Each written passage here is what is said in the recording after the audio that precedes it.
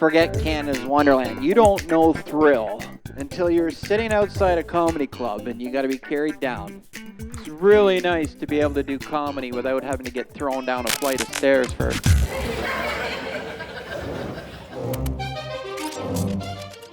Stand-up comedy is tied to the industrialization of humanity, growth of these cities. So many people coming together and going to see a vaudeville show, and stand-up sort of blossomed out of variety shows and then vaudeville and burlesque. The comedy club, it was a very easy theatrical setup. Comedian after comedian after comedian. Most of these comedy clubs were usually downstairs, like in a basement that was not being used. And you need the people packed in there, almost to the point of where it seems like it would be a fire code violation. Underground, with the night creatures, that's where the stand-up comedians live.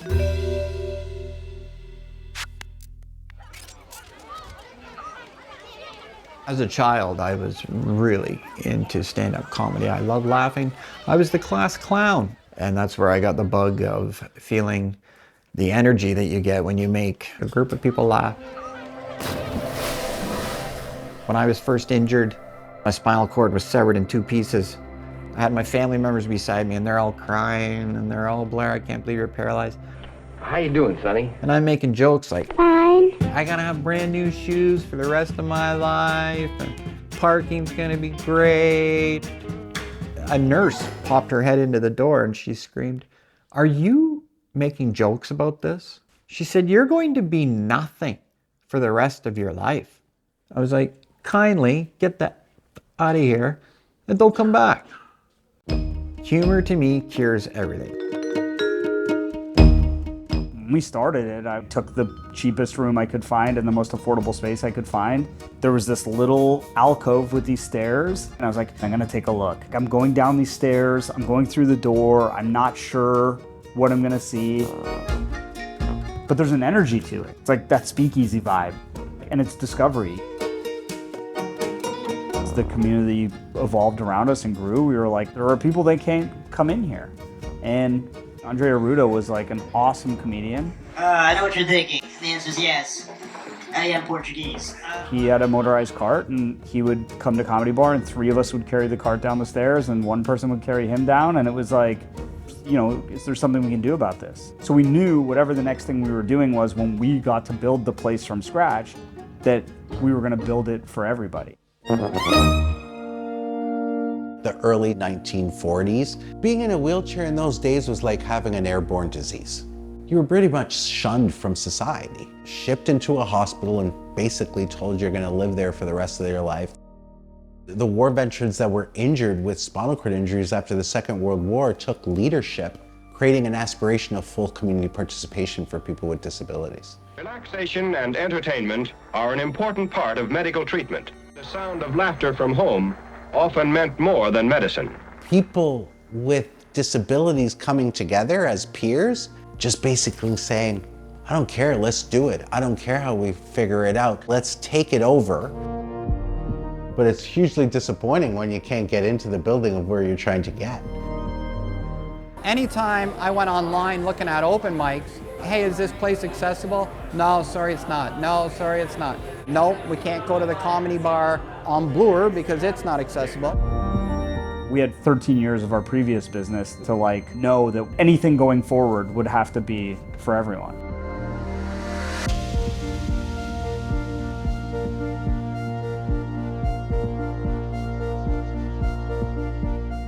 We came out here and checked it out.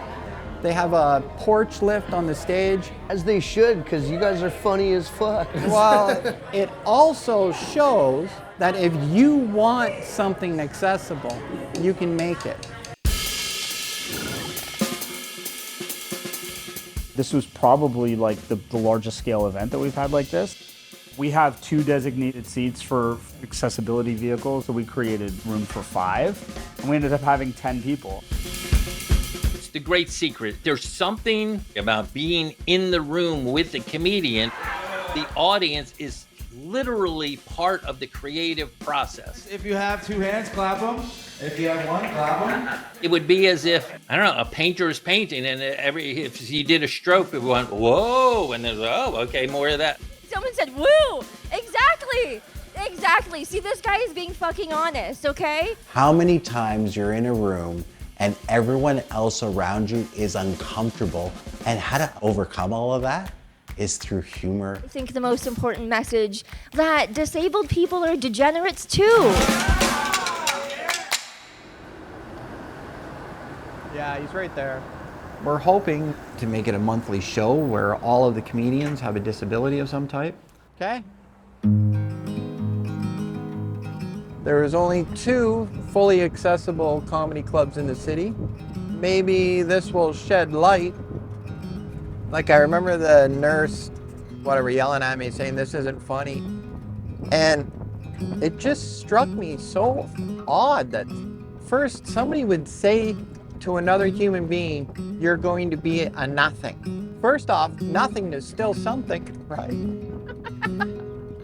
A nothing is still something, so you can't truly be a nothing.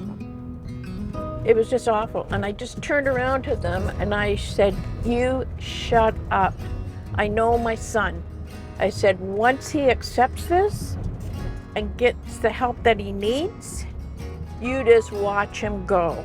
And here we are tonight in a van going to the comedy club. Thank you very much.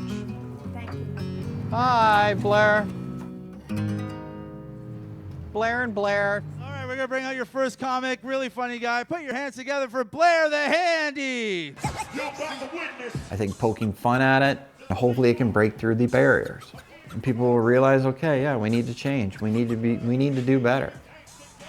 Let's give a big shout out to the comedy bar Danforth for their accessibility. It's really nice to be able to do comedy without having to get thrown down a flight of stairs first. I'm a handy. Dove off a dock into the water, broke my neck, caused quadriplegia. Or as my mother says, condition. What about ABs? Do we got any ABs in the house? ABs are the term people with disabilities have for you able-bodied motherfuckers. You guys know those assholes on the 401 that drive in the fast lane doing 100 kilometers an hour and don't move over? That is you on the sidewalk. I almost crashed into 2 people yesterday. I know what that's about. I felt like a lot of my jokes were hidden because a lot of the audience knew what I was talking about.